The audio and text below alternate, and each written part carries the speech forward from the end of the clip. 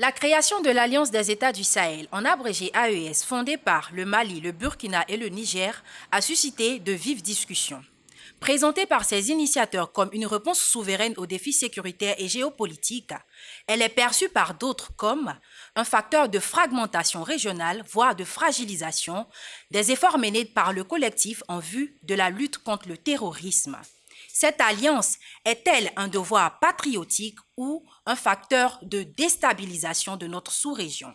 Mesdames et messieurs, chers invités, chers téléspectateurs, bonsoir et bienvenue à cette énième édition des grands débats de l'IFP-AGC, émission au cours de laquelle nous allons aborder une question qui est au cœur des médias nationaux et internationaux, la question de l'AES et de ses enjeux stratégiques.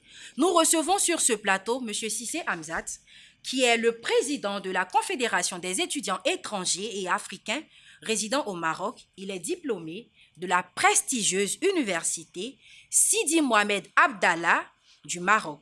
Il est également titulaire d'un master en diplomatie et en sciences politiques. Nous avons également sur ce plateau M. Bamamadou, qui est le passe-président des étudiants guinéens résidant en Côte d'Ivoire. Il est passionné de géopolitique et de relations internationales. Merci d'être avec nous sur ce plateau. Ce soir, nous aborderons la question bouillante de l'AES. Nous entrons dans le vif du sujet avec cette première question. Qu'est-ce que l'AES pour vous et quelles sont les motivations derrière sa création? Déjà, bonsoir très chère sœur Adja. Bonsoir mon frère et ami Cissé Hamzat. Et je veux déjà que je suis très ravi de partager ce plateau avec vous et échanger ce thème très important et d'actualité pour notre sous-région. Comme je comprends l'AES, c'est un regroupement de 3 pays dirigé actuellement par des militaires qui sont venus au pouvoir à travers un putsch. Je veux d'abord faire un court rappel sur leur ascension au pouvoir. Déjà, nous avons le 24 mai 2021, l'ex-colonel Assimi Goïta, devenu général de corps d'armée 5 étoiles, qui a pris le pouvoir après avoir destitué son compagnon, qui était M. Badiaou, qui a lui-même aussi destitué l'ex-président démocratiquement élu Feu Ibeka, c'est-à-dire Ibrahima Keïta. Et à la suite de cela, on a eu au Burkina, à savoir le 30 septembre 2022, le capitaine Ibrahim Traoré, qui a aussi destitué l'un de ses prédécesseurs, qui était le lieutenant-colonel Paul-Henri Damiba, qui a lui aussi, pour répéter, destitué un ex-président démocratiquement élu, à savoir M. Roch Marc Kaboré. Et le tout dernier, ce que je trouve vraiment scandaleux, c'est la prise du pouvoir par le général de brigade Tiani, qui est allé renverser le président Mohamed Bazoum et qui le retient toujours en résidence surveillée avec sa famille. Chose qui est vraiment inacceptable et fort regrettable. Et à la suite de ces différents événements, il y a la CEDEAO qui a pris ses responsabilités à travers leur article 77 qui permet de prendre des sanctions contre ces différents pays. Donc, vu l'impact de ces sanctions sur les différents États et leur mode de gestion, et ne voulant pas que la CEDEAO puisse s'ingérer, selon eux, dans leurs affaires internes, ils ont décidé de créer une alliance dénommée l'Alliance des États du Sahel, à savoir le 16 septembre 2023. Il s'agit ici pour eux, selon, je vais me permettre de citer juste 2 motivations, et mon frère Hamzat va se charger d'en donner les autres. Allez-y rapidement. Un, au niveau de la sécurité, c'est-à-dire mettre leurs efforts ensemble pour lutter contre le terrorisme et les bandes terroristes dans la zone sahélienne. Et le second point, c'est aborder une diplomatie en frères, comme le disent, pour lutter contre la domination occidentale et aussi contre les mesures qui sont prises par la CEDEAO. Chose qui est fort regrettable, sachant que nous sommes dans une communauté de 400 millions de personnes et nos liens sont si forts. Et aujourd'hui, se retirer de cette communauté, c'est comme diviser des familles. Donc, c'est ce que je puis dire déjà sur les différentes motivations. Et je vais juste terminer en disant ceci, à mon humble avis, c'est que ici, ces dirigeants-là ont créé l'AES juste pour se maintenir au pouvoir. Et dans le suivi de mes propos, je peux donner plus d'arguments. Merci. D'accord. Monsieur Cissé Hamzat, on va prendre votre opinion. Ok. Déjà, on va remercier l'Institut de formation politique et Amadou Koulibaly pour l'occasion qu'elle nous donne au moment de pouvoir vraiment échanger sur un sujet au moment qui façonne notre monde. Et pour moi, l'AES est une initiative qui a été créée, une initiative qui a été mise en place déjà pour contrer l'influence, la domination occidentale, la domination étrangère. Et ça a été créé dans un contexte persistant de crise sécuritaire au niveau du Sahel. Et vous allez vous souvenir qu'en 2010 déjà, on pouvait avoir des crises comme toujours d'ailleurs. On avait des crises, des attaques terroristes, des attaques djihadistes, ça et là, un peu partout dans la région du Sahel, notamment au Mali, au Burkina et au Niger. Et donc je pense que l'AES a été créé comme une réponse sécuritaire face à ces crises-là. Et donc je pense aussi au-delà de cela, il y a cette coopération-là qui n'a pas abouti. La CEDEAO, à son niveau normalement, qui est garant de la stabilité, la cohésion, la fraternité même et le maintien des liens séculaires qui existent entre ces pays de la zone ouest africaine, je pense que quelque part, cette CEDEAO-là a failli à sa mission. Alors pourquoi est-ce que selon vous la CEDEAO a failli à sa mission? La CEDEAO a failli à sa mission parce que déjà depuis 2010, cette crise, ces attaques-là persistent. Pour parler de ces attaques-là, on va aller un peu loin. C'était prévisible. À l'époque, déjà, on pouvait enregistrer, après la crise de Libye, nous savons tous déjà que c'est de là que ces terroristes-là viennent, après la crise de Libye, après avoir évincé le colonel Mohamed Kadhafi. Et donc, les terroristes ont trouvé comme refuge, comme terre de refuge, le Sahel. Kidal, c'est une très grande base. Voilà, pour eux, c'est une région qu'ils maîtrisent. Voilà, c'était une arrière-base pour eux, pour se préparer. Voilà. Et donc, après, cette organisation ouest-africaine savait bien l'existence de ces groupes-là, mais n'a rien fait pour contrer. Jusqu'à ce qu'on arrive à un niveau où maintenant, bon, les États se sont fragilisés à travers les coups d'État qui sont perpétrés. Ça, c'est à leur compte. Ce n'est pas au niveau de la CEDEAO à cela. Mais je pense qu'après tout, la CEDEAO avait des mécanismes propres à eux pour pouvoir gérer, remédier à cette situation-là. Malheureusement, cela n'a pas été fait. Et donc, généralement, la CEDEAO se positionne très souvent à trouver des solutions face aux conséquences. Et n'agit pas, mais il préfère réagir. Et c'est ce qui a engendré tout ce désordre dans lequel nous sommes aujourd'hui. D'accord. Alors, M. Bamamadou, pensez-vous que la CEDEAO a failli à sa mission? Je ne suis pas d'accord avec les propos de mon frère sur ce point-là. Parce qu'ici, il faut dire que la CEDEAO agit dans un cadre. Déjà au niveau du Mali, nous avons eu la force de l'ONU, à savoir la MINUSMA, dans laquelle on avait des soldats de la sous-région qui étaient engagés. Il y a la Côte d'Ivoire qui a perdu des hommes au Mali, on le sait tous. Il y a le Sénégal qui est intervenu. Mais tout ça pour aboutir à quel résultat? J'en viens, monsieur. Laissez-moi terminer. Le respect, c'est aussi écouter l'autre. D'accord. Et ce que je vais, pour reprendre mon propos, c'est que ces pays de la sous-région sont intervenus. On avait eu la mise en place de la force G5 Sahel avec le Tchad. On a eu même le Tchad qui n'est même pas membre de la CEDEAO qui est intervenu au Mali. Mais ils ont traité les soldats tchadiens d'être aux côtés des terroristes. Ils ont décidé de partir. La MINUSMA est venue à faire son travail comme elle le peut. La MINUSMA a pu libérer Kidal? Mais la MINUSMA était implantée à Kidal. D'accord. Ils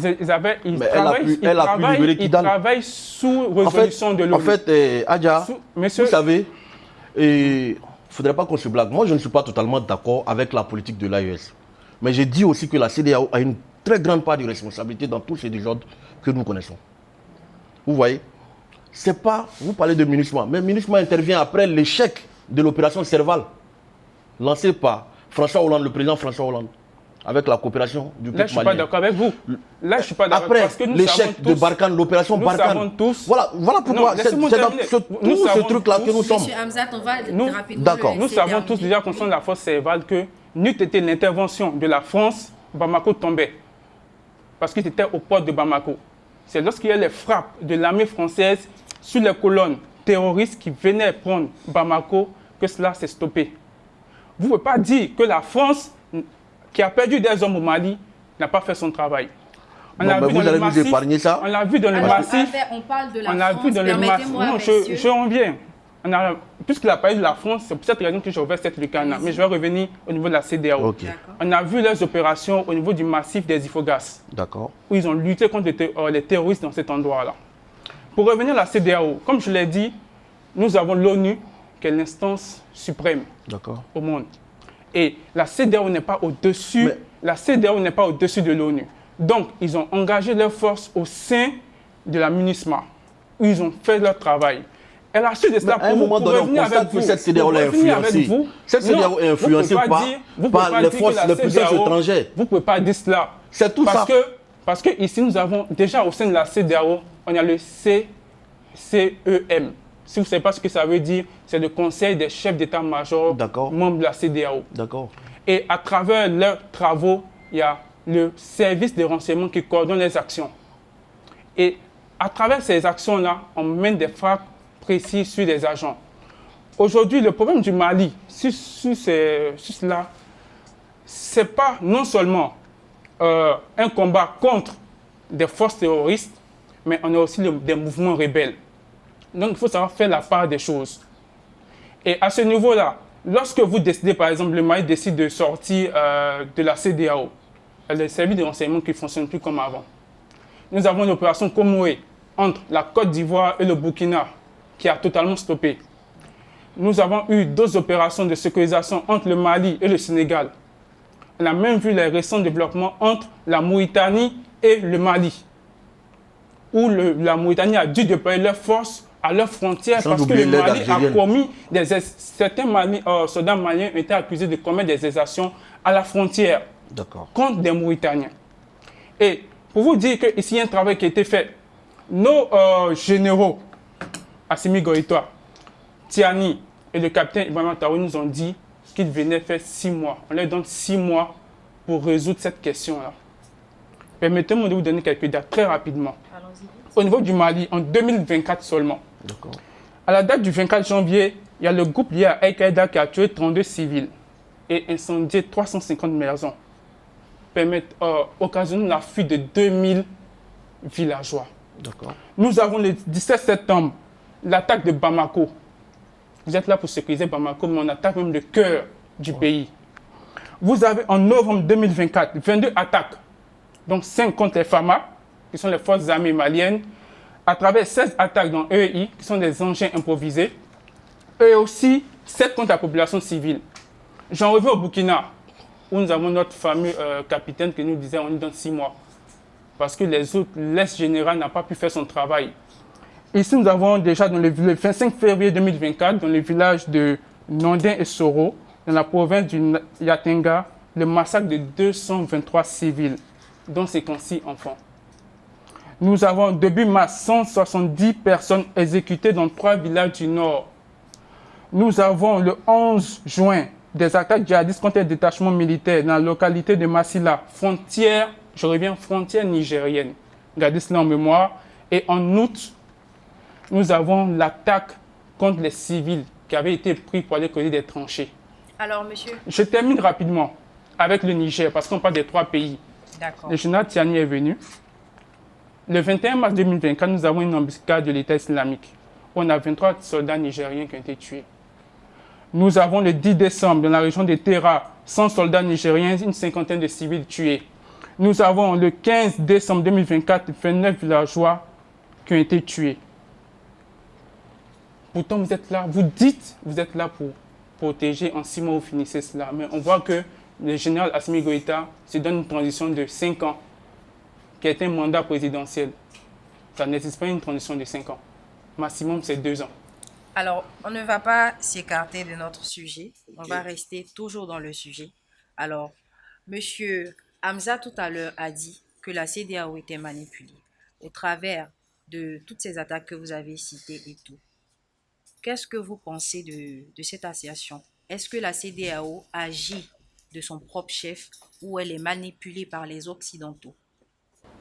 Déjà, ici, je ne vois pas en quoi on peut dire que la CEDEAO est manipulée.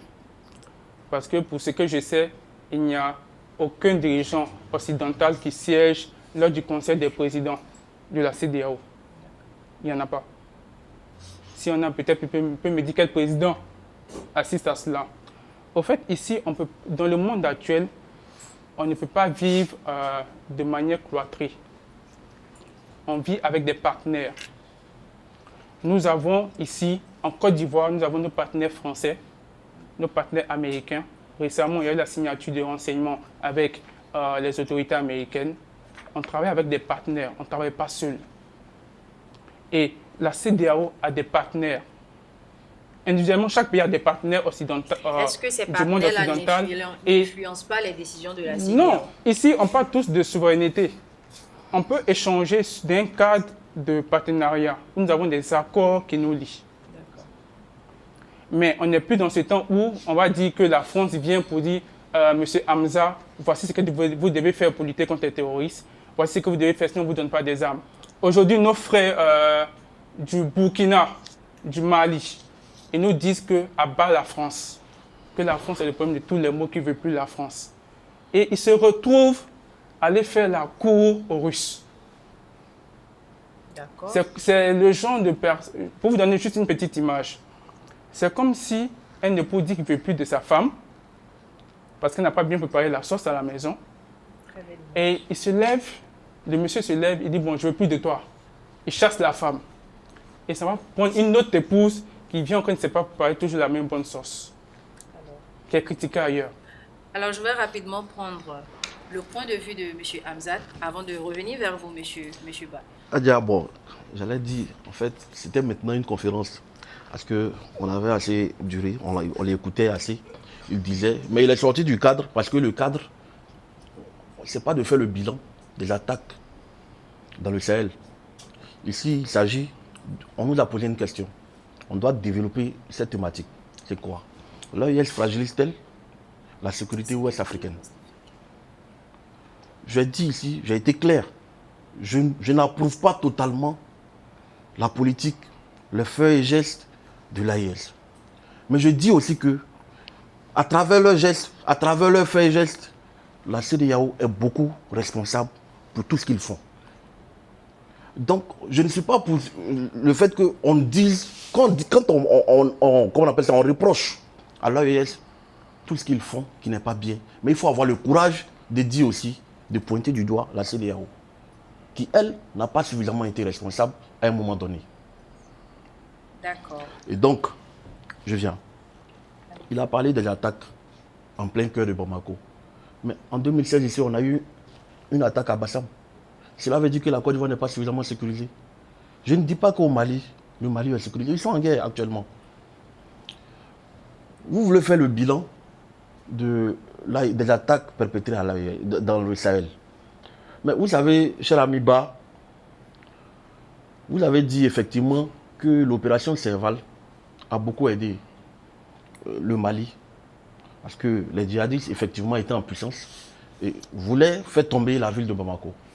Mais après l'opération Serval, il y a eu d'autres opérations. L'opération Barkhane, c'est une opération orchestrée par le gouvernement français, imposée au peuple malien avec eux-mêmes leurs propres mécanismes. Mais est-ce que cela peut vraiment résoudre ce problème-là au Sahel? Non. Vous parlez de MINUSMA. MINUSMA n'a rien créé. MINUSMA était à Kidal. Et Kidal était sous les mains des rebelles. Mais aujourd'hui, on a l'AIS qui fait quelque chose là-bas. Moi, je ne les défends pas totalement. Mais quand ils ont un mérite quelque part, il faut les encourager, il faut féliciter cela. Ils ont réussi à libérer l'AIS. Aujourd'hui, il y a le drapeau du Mali qui flotte en plein quai de Kidal. Avec l'aide de qui? Avec l'aide de leurs partenaires, bien sûr. Quel partenaire? Les partenaires russes. Quel partenaire? Maintenant, là, ce n'est pas les colons. C'est pas les colons. Parce que la France avait une diplomatie de maître à élève. Où ils viennent, ils imposent leurs directives aux soldats. Ils disent, bon, voilà ce que vous faites. Voilà ce que vous faites. C'est ce que j'ai dit, les partenaires russes. Quel partenaire? Les partenaires russes. Maintenant, moi, je ne vais pas rentrer mercenaires. dans eux-mêmes les propres Un groupe de mercenaires. assiettes. Oui, mais c'est un groupe de mercenaires. C'est la première fois qu'on fait appel à un groupe de mercenaires. Peut-être pour l'histoire, vous ne savez pas. Avec les extorsions que nous avons, dont est accusé Wagner, c'est ce que vous voulez dire? Mais là, Wagner quand même a pu faire quelque chose que le gouvernement français, avec ses militaires, n'ont pas pu faire. Donc ça, il faut le remercier. Non. C'est-à-dire, Donc moi, vous oubliez. Je n'approuve pas totalement. Vous oubliez les actions positives de la France sur. S'il vous plaît, je vous ai écouté religieusement pendant un bon moment. Non, je suis pas mais d'accord. Je vous demande aussi de m'écouter. Monsieur Ba, on va le laisser terminer. Je vous demande de m'écouter. Voilà. Et donc, déjà, pour revenir à notre sujet, je disais, aujourd'hui, il est question de voir, est-ce que cette position-là, la création de cette alliance-là, ça pose problème à la cohésion, à la sécurité des autres pays de l'Afrique de l'Ouest. Pour répondre à cette analyse-là, je dis, je peux me permettre une analyse à deux volets. Allez-y. Quand l'AES prône à leur niveau que l'organisation est mise en place pour répondre à un vide sécuritaire, je pense que normalement, les prérogatives doivent être axées totalement vers ça. Mais on ne vient pas organiser une structure, une organisation sous-régionale bis. Voilà. Le retrait de l'AES des pays du Sahel, de la CEDEAO, aujourd'hui, ça prouve suffisamment. Ce retrait est à saluer selon vous? Non. Parce que ça fragilise la cohésion ouest-africaine. D'accord. Et aujourd'hui, tout le monde est menacé. Même en Côte d'Ivoire, il a parlé de l'échec de l'opération, de l'arrêt définitif de l'opération Komo au Burkina. Voilà, l'opération Komo au Burkina, ça nous a beaucoup, nous en Côte d'Ivoire ici, ça a beaucoup sécurisé nos frontières. Mais aujourd'hui, souvent, on entend des attaques à Bouna, on entend des attaques à Kafolo, parce que on a arrêté définitivement cette opération. Et donc, ça fait que nos frontières, vraiment, sont poreuses. Donc, ça fait qu'on ne peut pas vraiment suffisamment sécurisé. L'information est vitale en temps de crise. L'information est vitale en période de guerre. Et donc, à un moment donné, il faut que les deux partenaires, on vit dans un monde entremêlé. Donc, il faut à un moment donné qu'on arrive à échanger, à communiquer, à se donner des informations, des renseignements, de sorte à ce qu'on puisse bien cloîtrer nos ennemis. Et donc, à travers l'arrêt unilatéral de cette opération, donc ça fragilise quelque part la cohésion à notre niveau. Alors, merci, M. Hamzat. On va parler rapidement du rôle de la Russie et des autres acteurs internationaux dans le soutien de... Je pense qu'à ce niveau-là, la Russie est un partenaire. La Russie veut maintenant mettre l'influence. La Russie est restée beaucoup longtemps en marge. Pendant que le colon, le maître, la France... Est-ce que la Russie pourrait-elle un jour remplacer ce maître? On espère. On espère. Si c'est leur volonté, on espère. Parce que la Russie est restée longtemps en marge de tout ça.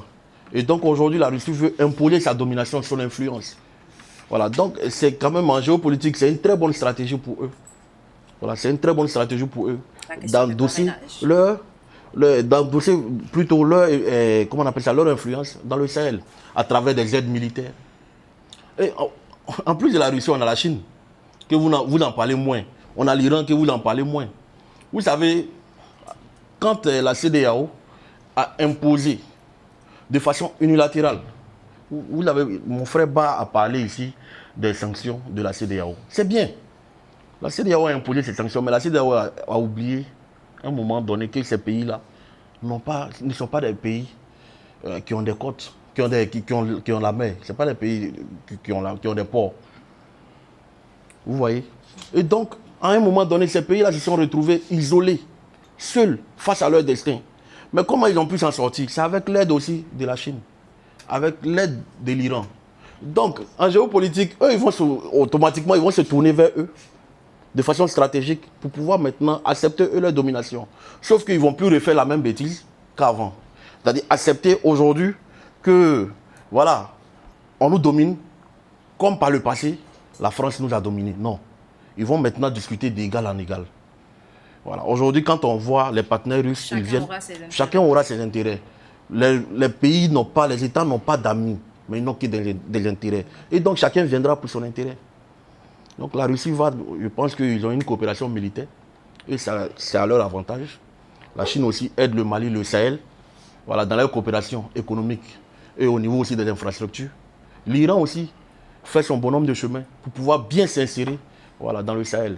Et donc aujourd'hui, les cartes sont redistribuées. Voilà, et donc chacun maintenant aura pour son compte.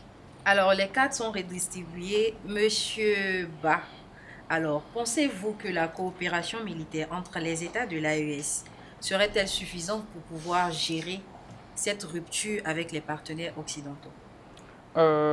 Pour être honnête avec vous, je dirais non. Non, parce que au fait, le combat contre le terrorisme, c'est un combat international. Ça se fait avec tout le monde. Nous avions ici cité les partenaires français, les partenaires américains. Nous avons même la force Takuba qui était intervenue dans ces pays-là. On a eu aussi maintenant récemment avec l'intervention de la Russie via Wagner. On a aussi, comme l'a signifié les deux autres pays, la Chine, l'Iran et là aussi omis la Turquie aussi qui intervient. Et en fait, ici, nous ne sommes pas dans une guerre conventionnelle, c'est-à-dire entre deux pays. C'était entre deux pays, on connaît les forces de chacun.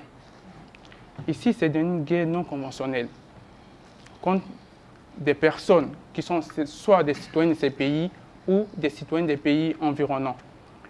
Donc, d'où l'importance ici du renseignement et de la collaboration non seulement entre les différents pays de la sous-région et aussi nos partenaires occidentaux. Mais l'AES est déjà retiré. Est-ce qu'on peut parler de collaboration? Pensez-vous que l'AES sera amené un jour à collaborer avec la CEDEAO? On ne peut ne pas collaborer. Aujourd'hui, aucun pays ne peut faire sa sécurité seul. Pour moi, aucun pays. On a besoin d'alliés. Même les Américains ont leurs alliés. Et comme j'insiste beaucoup sur l'effet des renseignements. Pourquoi? Parce que c'est à travers les renseignements qu'on peut mener de bonnes opérations. Aujourd'hui, nous avons le Sahel. Si l'AES décide de sortir de la CEDEAO, elle est déjà sortie. Elle est déjà sortie. Moi, je dis si elle décide de sortir de la CEDEAO, parce que pour eux, ça va être effet immédiat, mais les présidents de la CEDEAO ont toujours gardé le contact avec eux. On leur donné. Moi, je crois que à la longue, ils ont la possibilité de toujours renégocier les thèmes. Vous pensez? On leur a donné encore 6 mois. Même si eux, ils disent qu'ils sont sortis à la date du 31 janvier. Mais la CEDEAO a toujours maintenu les discussions via les canaux diplomatiques jusqu'encore en juin. C'est en juin, on pourra voir sur quelle base on va se séparer. Mais je dis toujours qu'on sera forcément obligé de collaborer. Forcément. Parce que si le Burkina est déstabilisé, c'est toute la sous-région qui est déstabilisée. Nous avons la Côte d'Ivoire qui s'est permis aujourd'hui d'accueillir des milliers de nos frères burkinabés. On souhaite qu'ils puissent retourner chez eux. Mais si la crise s'accentue, on aura un déplacement de population. Et encore, contrôler ces populations, si les terroristes s'infiltrent, ça va créer encore d'autres soucis aux autres pays de la sous-région. Donc, il est vraiment important que nos dirigeants de l'AES, de la CEDEAO, comprennent qu'on ne peut ne pas travailler ensemble. On ne peut ne pas travailler sans nos partenaires occidentaux, chinois, russes. Parce qu'eux, ils ont la technologie avec eux. Pour moi, je pense qu'il est vraiment important qu'on puisse toujours garder les liens. Pour moi, il ne sert à rien, sincèrement, à ce que l'AES sorte de la communauté des États de l'Afrique de l'Ouest. D'accord, on va parler rapidement de la mobilité des ressortissants de l'AES. Il est clair que la CEDEAO a pris des mesures assez drastiques contre ces pays-là au vu de leur décision de se retirer. Pensez-vous que cette décision-là aura un impact réel sur la mobilité des ressortissants de l'AES vers les autres pays de la CEDEAO? La commission de la CEDEAO a produit un communiqué dernièrement disant que les populations des différents États de l'AES bénéficient toujours de la libre circulation afin que ceux-ci puissent vaquer librement à leurs activités dans les différents États. Maintenant, il faudra agir de concert avec la CEDEAO pour voir dans quelle mesure on peut toujours garantir cette liberté de circulation. Parce que si elle n'est pas garantie, sincèrement, je pense que ça va créer des soucis aux ressortissants de ces pays.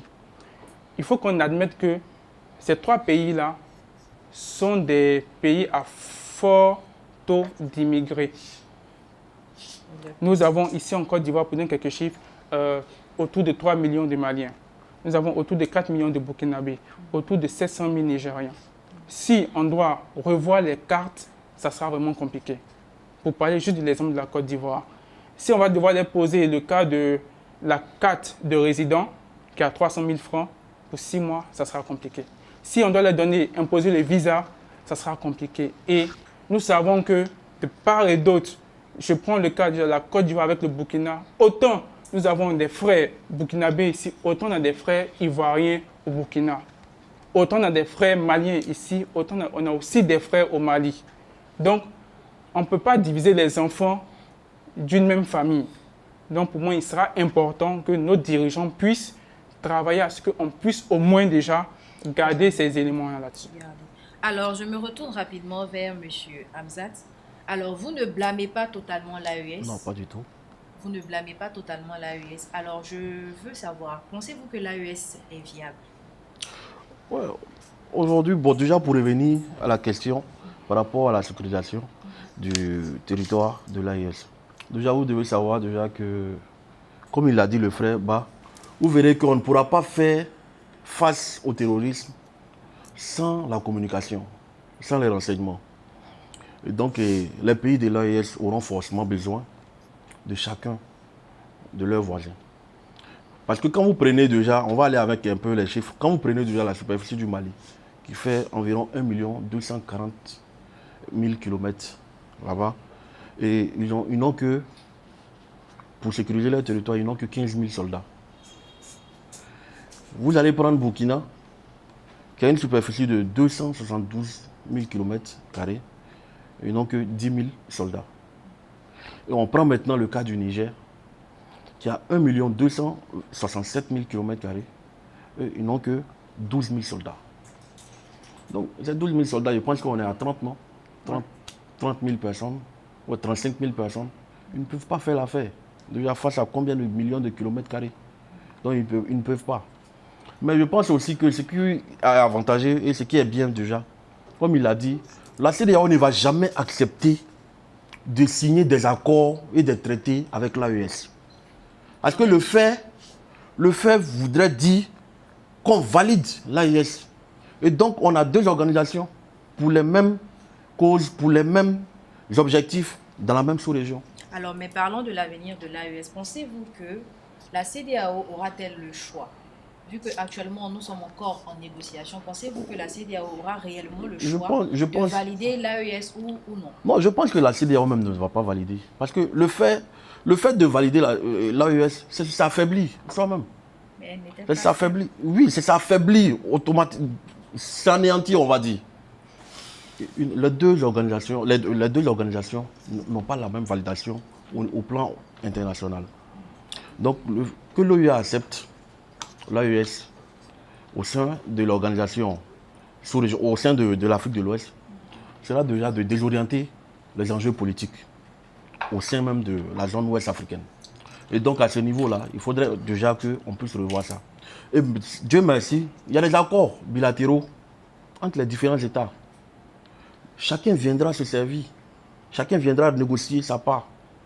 Mais dit que, aujourd'hui, c'est clair qu'en dehors de la CEDEAO, le Mali a des traités de pays en pays avec la Côte d'Ivoire. Le Burkina a des traités de pays en pays avec le Ghana, avec la Côte d'Ivoire. C'est pareil aussi pour le Niger. Mais est-ce que et donc pour les ressortissants, je pense qu'ils n'ont pas à s'en faire. Ça va engendrer également une rupture de tous ces contrats. Oui, ça va engendrer forcément. Ça va engendrer des séquelles, mais quand même, je pense que pour pallier à ça, il y a des accords. Voilà pourquoi la diplomatie rentre en jeu.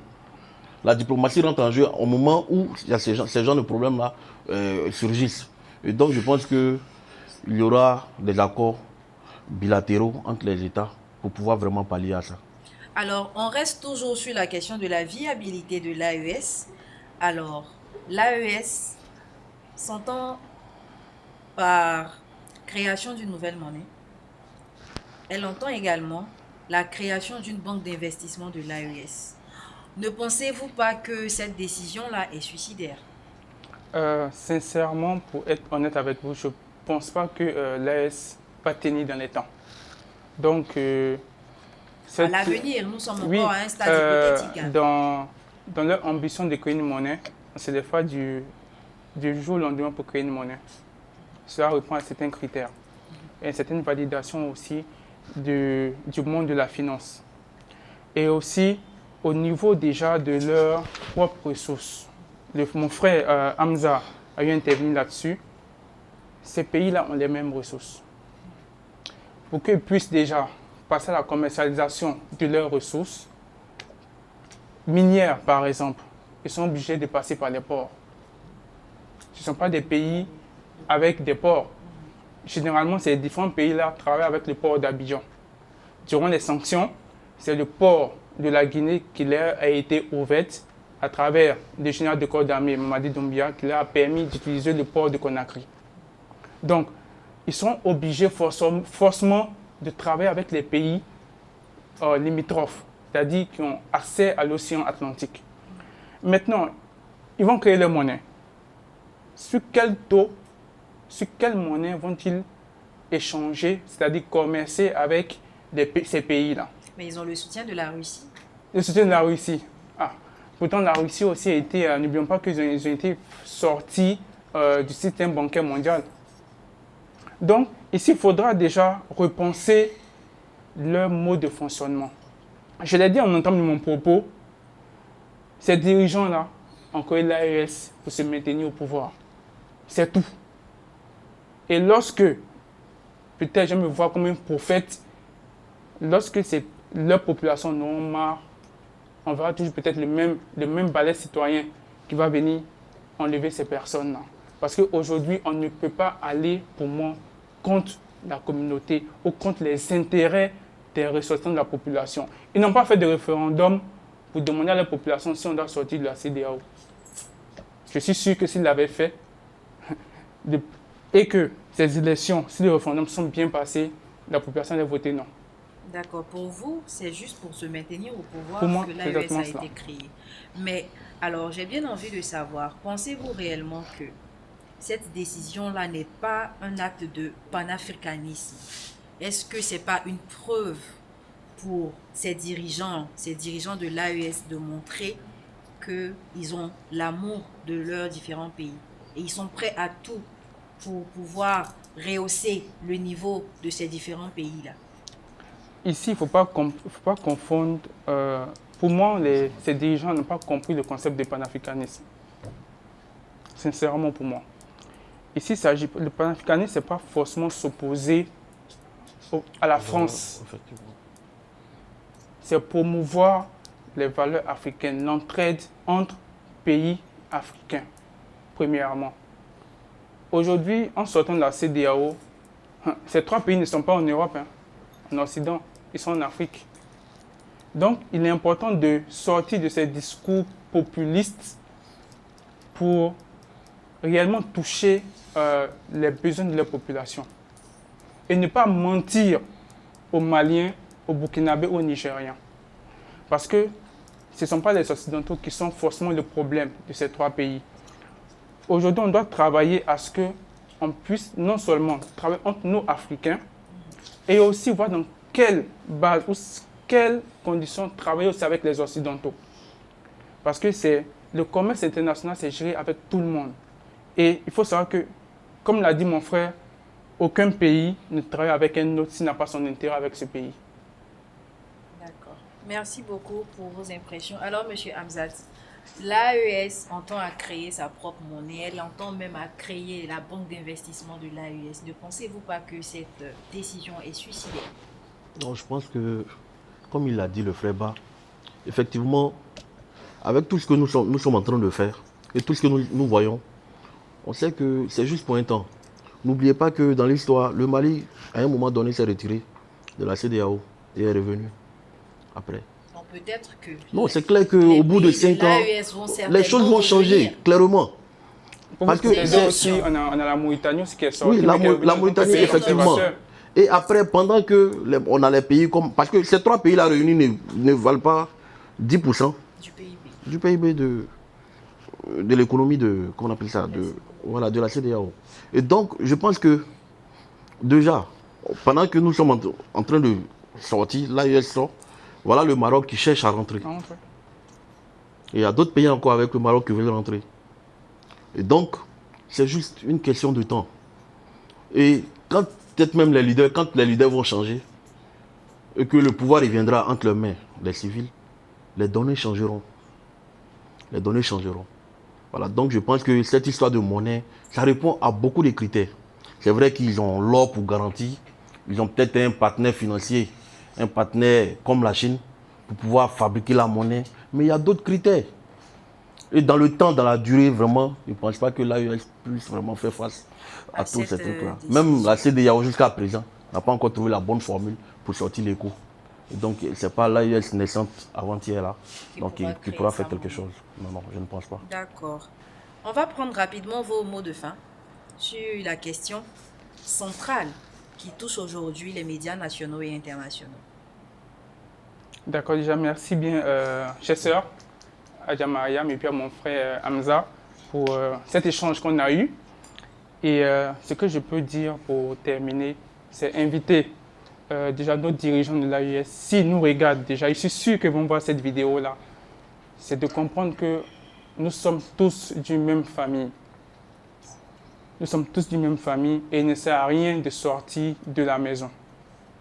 Et je vais terminer mon propos en citant Feu, le président du Mali, ATT, à savoir Amani Toumani Touré, qui disait « Ceux qui ne veulent pas partir, laissez le pouvoir, qu'ils laissent tomber les galons militaires et s'engagent à faire la politique. L'armée doit rester en caserne. » C'est sur ces mots que je vais terminer et j'invite nos dirigeants à méditer sur ces propos. Merci. Merci, monsieur Ba. Monsieur Hamzat, rapidement, votre mot de fin. Et donc, comme nous l'avons entamé, on va toujours remercier déjà l'Institut de formation politique, Amadougon, pour l'aubaine qu'il nous donne déjà. Et remercier aussi l'équipe dirigeante des auditeurs et auditrices de la 4e promo. Et tout en m'adressant aux responsables des deux partis, c'est-à-dire l'AES et la CEDEAO. Vous savez, avant l'avènement des colons, tout ça, nous vivons en harmonie. Et nous avons partagé des liens séculaires. Et aujourd'hui, l'Ivoirien n'est pas un étranger au Ghana. Le Malien n'est pas un étranger en Côte d'Ivoire. Et donc vous pouvez entendre un Cissé en Côte d'Ivoire et vous allez en Gambie, au Mali et bien d'autres, vous allez voir un Cissé. C'est pareil pour d'autres noms tels que Kouassi, vous allez au Bénin. Donc cela veut dire déjà qu'en Afrique de l'Ouest déjà, nous sommes déjà ensemble. Donc on ne gagne rien à se départager en faisant les guerres. C'est vrai que les objectifs sont différents actuellement. Il faut unir nos forces. Donc pour terminer mes propos, je vais citer Anta Diop qui disait que l'unité des peuples est la force, est la réponse que l'Afrique a. Voilà. Et donc quand on est unis, vraiment, l'ennemi ne peut pas faire face à nous. L'ennemi interne comme externe ne peut pas faire face à nous. Et donc je pense que c'est sur cette note que je vais m'arrêter, tout en félicitant mon cher ami et frère Ba, et remerciant aussi notre éminente journaliste, brillante journaliste, pour la qualité de la gestion du plateau. Merci à vous d'avoir partagé avec nous vos impressions et vos opinions sur la question de l'AES et de la sécurité sous-régionale.